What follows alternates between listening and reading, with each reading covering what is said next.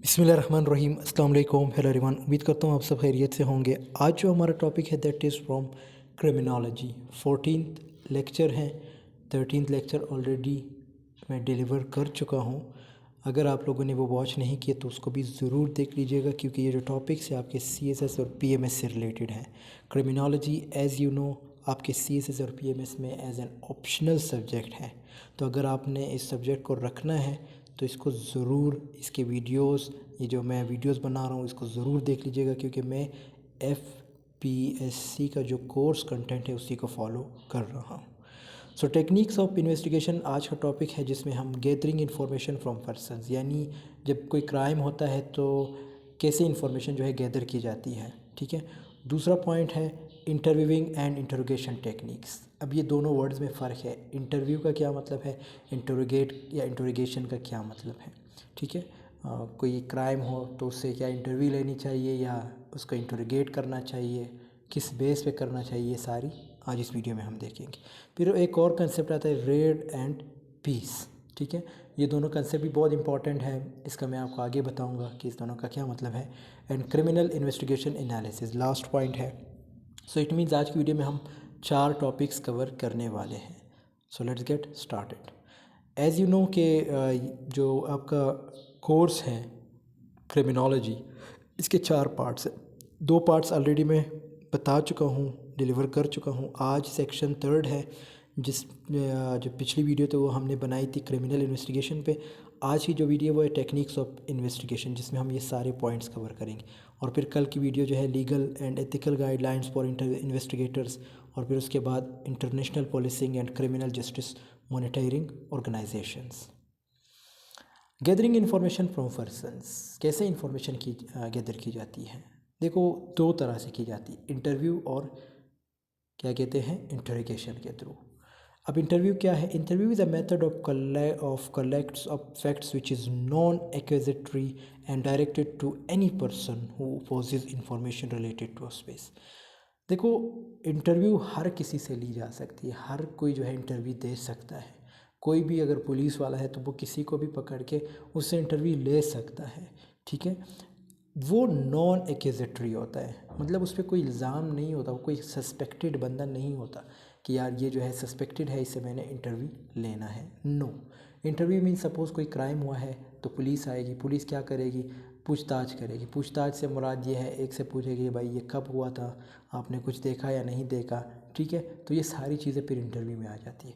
उसके बाद है, जैसे आगे पॉइंट लिखा है, any person who possesses knowledge about particular offence in any manner can be interviewed.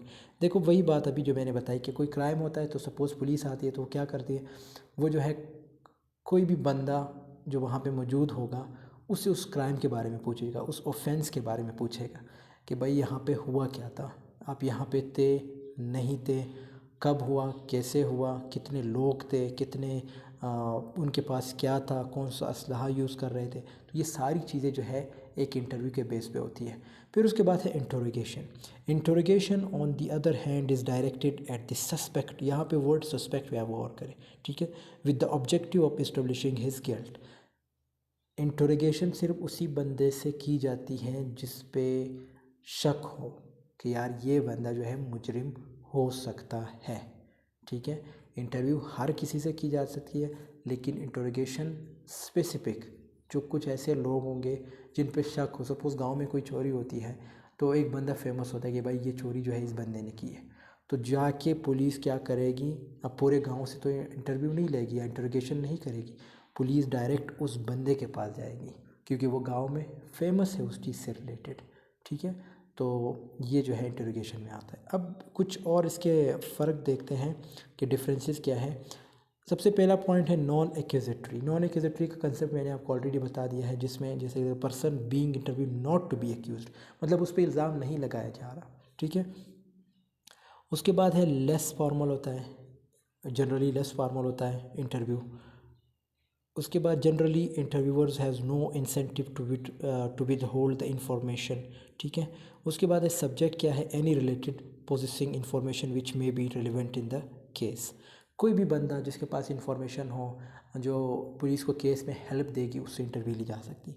Purpose क्या है इंटरव्यू का, to collect information related to case. ताकि इंफॉर्मेशन जो है इकट्ठी की जाए उस केस से रिलेटेड। इंटरोगेशन क्या है, ये एक्यूजेटरी होता है, मतलब एक बंदे पे शक होता है कि यार ये बंदे ने ये काम किया है। The person being interviewed is subject to accusation. देखो वर्ड यहाँ पे एक्यूजिशन वर्ड यूज़ हुआ है। जनरली ये फॉर्मल होता है क्योंकि ये आप सारे बंदों से नहीं ले सकते। मैंने आपको गांव की एग्जांपल दी, कोई एक चोरी होती है तो एक बंदा जो है या दो तीन बंदे वहाँ पे फेमस होते हैं उन काम से उस काम से रिलेटेड कि यार ये काम इन्होंने किया होगा, तो पुलिस डायरेक्ट उनके पास पहुँचती है। Requisite information has to greatly gleaned tactfully. Only suspected is interrogated. Word suspected user it means जिस पे शक हो उसी से सिर्फ इंटरोगेशन होगी to establish guilt। ठीक है। टेक्निक्स ऑफ इंटरोगेशन, टेक्निक्स क्या है, गुड कॉप बैड कॉप, इसका क्या मतलब है। This is a psychologically manipulative technique wherein one official cop earn antipathy of the suspect through hostile behaviour while the other not extend sympathy through friendly conduct. मतलब ये वो technique होता है जिसमें पुलिस आपको अपना दोस्त की तरह समझ के आपसे इंटरोगेट करती है। ठीक है, मतलब वो आपको दोस्त नहीं होता बल्कि आपसे वो जो चीज़ें आपने की होती है वो उगालना, ठीक है, वो आपके मुंह से निकालना कि यार आपने ये काम किया है या नहीं किया। तो इस टेक्निक को हम क्या कहेंगे, good cop bad cop. Sometimes police जो है वो हॉस्टाइल बन जाती है, मतलब आपके मुकम्मल मुखालिफ बन जाती है, और समटाइम्स पुलिस आपको फ्रेंडली लाइक बिहेव करती है ताकि आपसे जो चीज़ें हैं वो निकाली जाए। इट मीन्स जो बातें हैं वो आप उसको बता दें। ठीक है, तो गुड कॉप बैड कॉप। और समटाइम्स जहाँ तक मैं समझता हूँ ये भी होता होगा कि दो पुलिस आमने सामने होते हैं, ठीक है, वो आपस में लड़ लेते हैं। जब वो लड़ लेते हैं आपके सामने लड़ते हैं, मतलब आप मुजरिम होते हैं, तो वो जो दो पुलिस आपस में लड़ते हैं ऑफिसर्स होते हैं, वो सिर्फ इसलिए लड़ते हैं क्योंकि वो आपकी सिंपैथी लेना चाहते हैं। सिंपैथी से मुराद यहाँ पे ये है कि जो एक पुलिस होगा वो आपकी साइड लेगा और दूसरा जो है वो गवर्नमेंट की साइड लेगा। इट मीन्स वो क्या करेगा, उस जो आपकी साइड ले रहा है उससे लड़ेगा। इस लड़ने का मकसद एक होता है, लड़ने का मकसद ये होता है कि वो आपकी सिंपैथी ले। जब आपकी सिंपैथी ली जाएगी, जब आपका फेवर लिया जाएगा, सो इट मीन्स फिर आप उसको सारी चीज़ें बताएंगे। तो ये भी एक केस हो सकता है good cop and bad cop का। फिर प्रोज एंड कॉन्स होते हैं जिसमें वाइडली यूज होता है। ठीक है, क्या कहते हैं ये इंटरोगेशन वगैरह। ठीक है, नॉट मोरली सैंक्शनड, अब ये मोरली भी नहीं है सैंक्शनड। ऑफन प्रूव्स इफ़ेक्टिव, ज़्यादातर इफ़ेक्टिव साबित होता है। इमोशनली आप किसी को मैनिपुलेट करते हैं, जैसे मैंने अभी आपको एग्जांपल दी कि किस तरह जो है दो पुलिस आमने सामने लड़ते हैं आपके सामने, या एक जो है वो एक्टिंग करता है आपका फ्रेंड बनने के लिए या एक दुश्मन बनने के लिए, तो इस तरह ये होता है। सिंपल होता है, सस्पेक्ट में बी अवेयर ऑफ सच हो टूल्स, या जो समटाइम जो मुजरिम होता है वो इस चीज़ों से वाकिफ़ होता है कि भाई ये जो है मेरी सिंपैथी किसी ना किसी तरह लेंगे, आपस में लड़ेंगे, या कोई मेरा दोस्त बन जाएगा, कोई हॉस्टाइल बन जाएगा, तो मैंने कुछ भी नहीं बोलना। ठीक है, वो इस चीज़ से वाकिफ़ होता है। उसके बाद मोस्ट इम्पॉर्टेंट है वो है रेड टेक्निक। देखो रेड टेक्निक क्या है, सबसे पहले रेड टेक्निक अगर हम देखें, ये एक ऑथर के नाम पे रखा गया है जिसका नाम था John E red, who has got it registered as a trademark, red technique of interviewing and interrogation. तो ये टेक्निक भी इंटरव्यू और इंटरोगेशन के बीच में यूज़ की जाती है। ठीक है, अब इसकी पूरी एक्सप्लेनेशन ये है, the Reid interrogation technique has been the dominant method used by police in the United States and Canada to interview suspect of crime. ये तब यूज़ की जाती है जब कोई सस्पेक्ट हो, ठीक है, और ये कनाडा और यूएसए में यूज़ की जाती है। This method is commercially marketed to police departments and other law enforcement agencies with promise that 80% of those interrogated will confess. मतलब ये दुनिया भर में फैलाया गया कि भाई जितने भी पुलिस डिपार्टमेंट्स है वो इस चीज़ को अडॉप्ट करें, और 80% ऐसे हैं जो वो इस चीज़ को कन्फेस कर लेते हैं। कन्फेस मीन्स कबूल करना, जो जुर्म उन्होंने किया होता है उसको एक्सेप्ट कर लेते हैं। However there is growing evidence that the Reid technique results in a significant number of false confessions. लेकिन समटाइम्स कहते हैं कि ये इसका गलत असर भी होता है, मतलब किसी गलत बंदे को या किसी जो मासूम बंदा है उसको सज़ा दी जाती है, स्पेशली अमंग द यंग, जैसे यंग लोग होते हैं। They mentally impaired and those of low intelligence low intelligence sorry other countries specially England है। अब इंग्लैंड ने इस चीज़ को रिजेक्ट कर दिया, जो रेड टेक्निक है ना इसको रिजेक्ट कर दिया है। But without the risk of false confessions in United States too there is growing suspicion of the Reid technique and other hard interrogation tactics such as those employed in interrogating suspected terrorists जैसे कि at Guantanamo and Abu Ghraib. ठीक है, देखो red technique आप इसको समझें। Red technique अगर मैं आपको उर्दू में बताऊं सिंपल, इसका मतलब ये है, ये इस बात पे बेस करती है, जो रेड टेक्निक है वो इस बात पे बेस करती है, जो गिल्टी इंडिविजुअल है जब वो इंटरोगेशन में लॉ इन्फोर्समेंट के क्वेश्चंस का जवाब दे रहे होते हैं। यहाँ पे लॉ इन्फोर्समेंट मीन्स पुलिस वाले, जब वो पुलिस वाले के क्वेश्चंस का जवाब दे रहे होते हैं तो वो इनोसेंट लोगों के मुकाबले में ज़्यादा नर्वस होते हैं। नर्वसनेस एक ऐसी चीज़ है जिसके बारे में फिर वो इस बात का इजहार करते हैं, जो क्वेश्चंस के दरमियान ज़्यादा नर्वस हो जाएगा उसके गिल्टी होने के इम्कानात ज़्यादा होते हैं। मतलब जो घबरा जाते हैं तो इट मीन्स उसके गिल्टी होने के इम्कानात ज़्यादा होते हैं। अब इंग्लैंड वालों ने इसे इकरार क्यों किया? देखो, जब आप किसी मासूम बंदे को भी पकड़ लेते हो ना, वो ऑब्वियसली घबराया हुआ होता है, वो नर्वस होता है। तो इनका क्या मानना है कि भाई जो घबराया हुआ होगा वो असल में मुजरिम है। अब ऐसा बिल्कुल नहीं है। समटाइम्स कुछ लोग बड़े मतलब सेंसिटिव टाइप होते हैं, वो जब इस तरह चीज़ों को देखते हैं तो वो डर जाते हैं और इस तरह बहुत सी चीज़ें वो खुद ऑटोमेटिकली कन्फेस कर लेते हैं, हालांकि उन्होंने वो किया नहीं होता। क्यों? ताकि पुलिस उसे ना मार दे। मैंने बताया ना कि वो पुलिस वाले समटाइम्स क्या करते हैं, आपका दोस्त बनने की कोशिश करते हैं, जो हमने bad cop and good cop में पढ़ा था। कंपोनेंट्स ऑफ रेड क्या है, और इसकी अगर हम एक और डेफिनेशन देखें, एक सिंपल डेफिनेशन जो मैं आपको बताऊं कि the Reid technique is a method of interviewing and interrogation used by law enforcement to elicit confessions from suspects. ठीक है, अगर इसके हम कंपोनेंट्स देखें रेड टेक्निक के, सबसे पहला है फैक्चुअल एनालिसिस। फैक्चुअल एनालिसिस में क्या है, डेटा कलेक्ट किया जाता है, मतलब सारे डेटा जो है रीड आउट किया जाता है, जो पुलिस ऑफिसर होगा। जिस तरह यहाँ पे लिखा है, a provisional profile of the offender is drawn from the facts of the cause is intended to short list according to Joseph B Buckley. This represents the collection and analysis of information relative to a crime scene. मतलब जो crime scene से related है वो सारा data उसके सामने रखा जाता है, वो उसको पढ़ लेता है कि भाई इसने किस तरह ये क्राइम किया है। The victim and possible subjects. Factual analysis helps determines the direction and investigation should take and offers insights into the possible offender. ठीक है, according to James Orlando, this factual analysis is also intended to identify characteristics about the suspect of the crime which will be helpful during an interrogation of the suspect believed to be guilty, such as motive or the suspect's personality type। ठीक है, so it mean मैंने बताया ना कि जो crime होता है उसका डेटा कलेक्ट किया जाता है, फिर उसी को जो है सामने रखते हैं और उसी को अच्छे से रीड आउट करते हैं। फिर उसके बाद जो है जो क्रिमिनल्स होते हैं या जो कोई भी होता है गिल्टी होता है तो उसको जो है सामने ला के फिर सवालात करते हैं। दूसरा पॉइंट है interview, behavioural interview. Following factual analysis the suspects are shortlisted on the basis of characteristics identified during the process according to Joseph B Buckley. The second stage of the process is the interview of possible subjects. This highly structured interview, referred to as a behavior analysis interview, is a non-accusatory question and answer session intended to elicit information from the subject in a controlled environment. इसमें obviously आप word behaviour से अंदाज़ा लगा लें कि आपके behaviour को note किया जाता है कि भाई आप किस टाइप के बंदे हैं। आपका बिहेवियर शो करता है कि आप क्रिमिनल हैं नहीं हैं, मतलब साइकोलॉजी हम कह सकते हैं किस्म का यूज़ किया जाता है। फिर ये आगे और एक्सप्लेनेशन है, इसको पढ़ लीजिएगा। लास्ट पॉइंट है इंटरोगेशन। इंटरोगेशन वर्ड तो इजी है, मैंने आपको पिछले स्लाइड में बता दिया है।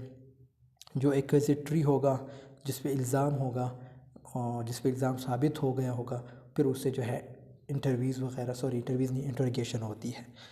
The accused persons who are shortlisted from the second stage are subjected to interrogation which is accusatory in nature and intended.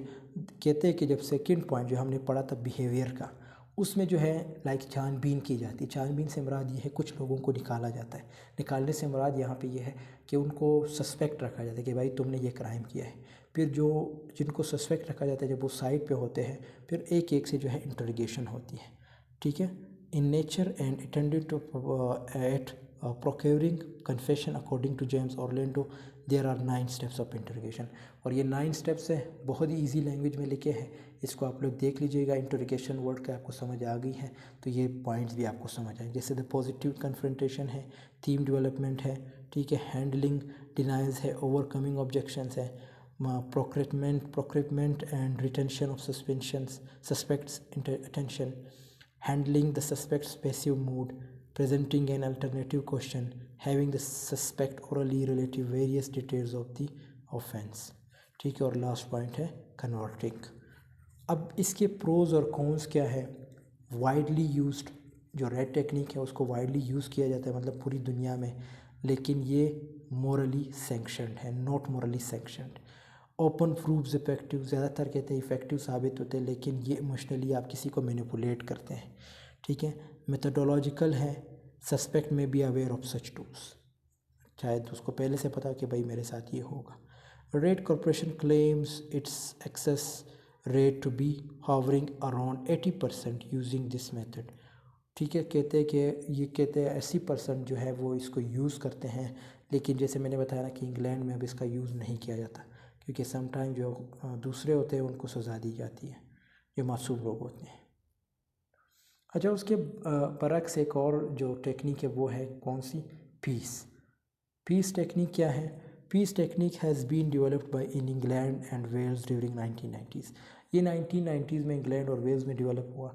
This technique is use to have been developed in response to allegation of false confessions through Reid technique. This technique is meant to conduct interrogation in transparent and ethical manner. According to Durham College, it is a non-accusatory information gathering approach to investigate interviewing. The fact module, the PACE module is considered to be best practice and is suitable for any type of interview victim। अच्छा, इसमें ये है simple सी बात है कि इसमें आप कहते हैं कि आप मोरली एथिकली डेटा कलेक्ट करें, मतलब किसी पे इल्ज़ाम लगाने की ज़रूरत नहीं है, किसी को तंग करने की ज़रूरत नहीं है। एक पीसफुल वे में जो है किसी चीज़ को जो आप सर्च कर रहे हैं, टेक्निक जो यूज़ कर रहे हैं, इट मीन्स क्राइम जिसने किया है, तो आप सिंपल उसके चीज़ों को सर्च करने की बजाय आप क्या करें, आप पीसफुल वे में जो या एथिकल वे में, मॉरली वे, आप जो इन्फॉर्मेशन है, जो डेटा है वो कलेक्ट किया जाए, फिर उस बेस पे जो है उसको सज़ा दी जाए।